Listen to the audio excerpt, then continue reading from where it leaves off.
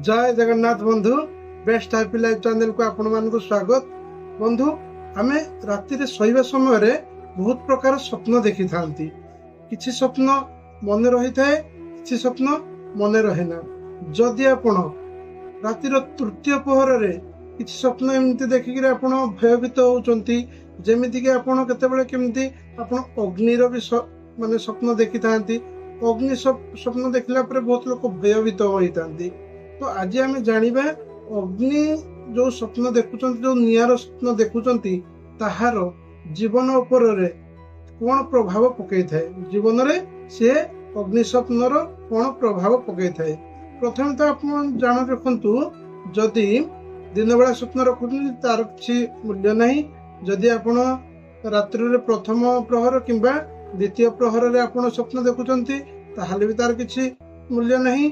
जदि आपण रातिर तृतीय पहर रे आपण स्वप्न देखुचंती, ज्योतिष विद्या अनुसार सी आपण जीवन रे प्रभाव पकई थाए। तृतीय पहर समय केतेटा 2:30 किंबा 3टा पर सूर्योदय पूर्वरु, ठीक अछि। तृतीय पहर जोटा कहंती पहांतिया टाइम, से स्वप्न जो देखंती ना, कथा रहछि कहंती ना पहांतिया समय रे जदि स्वप्न देखुचंती ताले से स्वप्न सत होई थाए। तो तार जीवन रे की प्रकार प्रभाव पकई थाए। प्रथम आम जानिया अग्नि। अग्नि कौन? अग्नि हूँ पंचतत्व अन्यतम। पृथ्वी, जल, वायु, अग्नि, आकाश। तेणुक आपणकर जो रहा अग्नि तत्व ना, से जो पंचतत्व अलग रहा सी आपणकर रहिले धर्म। अग्नि को धर्म मध्य कहा जाए।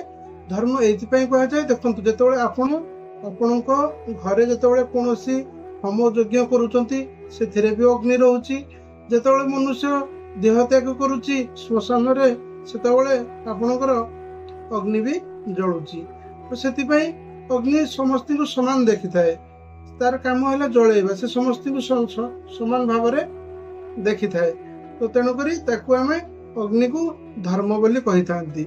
बहुत लोक बेले बेले डरी जाई थांती अग्नि स्वप्न देखिला। जदि बंधु आपणको स्वप्न रे अग्नि निया रो स्वप्न आपण देखुचंती ताहाले कोन प्रभाव पकई थाए चलंतु जानिबा। जदि आपण रोषे होथिबार गैस रे जळुथिबा निया देखंतु, किंबा कोनोसी जंगल जळि जाउची, ताहाले आपण से प्रकार स्वप्न देखुथांतु अग्निर।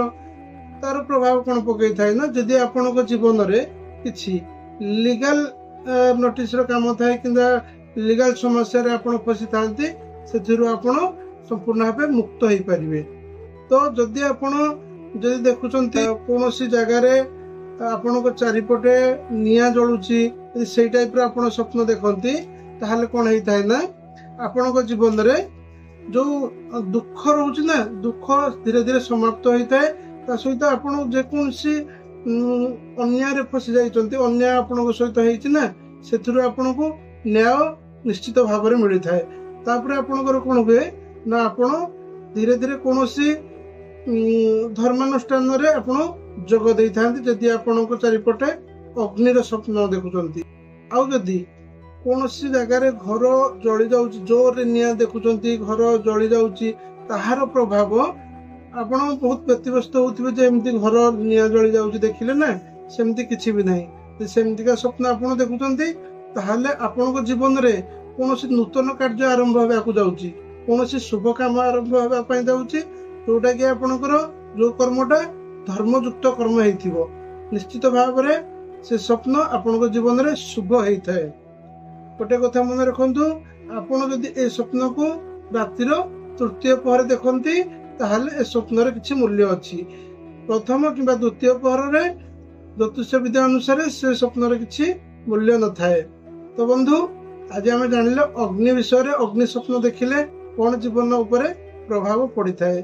तो बंधु जदि वीडियोटी आपको भल लगिला ताले लाइक शेयर सब्सक्राइब मध्य करंतु। एमिति किछि नुवा उपाय सहित देखा हबो। रहिली बंधु, जय जगन्नाथ।